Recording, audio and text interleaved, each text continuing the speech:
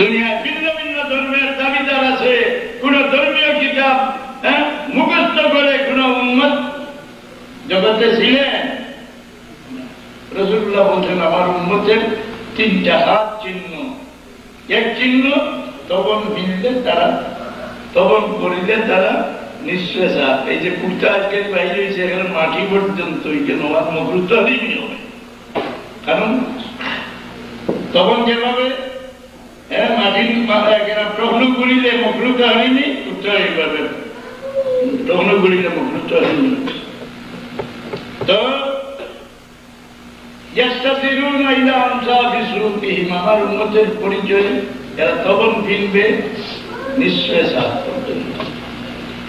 পাগড়ি বাঁধিলে তাদের পাগড়ি হামলা করতে না ঘুরে থাকবে। অন্য অন্য ধর্মীয় মানুষ ভিন্ন ভিন্ন জায়গায় দেখছে তার ধর্মের কিতাব বুকে লটকাইয়া যায়, আমার উন্মতের বুকে লটকাইয়া যাবে না, সিনার ভিতরে আমার ধর্মীয় কিতাব ঢুকাইয়া যাবে। এই যে হাফিজ সাহেবরা কোরআন শরীফ মুখস্থ করে মরণের পরে তাদের মুখে থাকবে না, ছড়িয়ে দিয়ে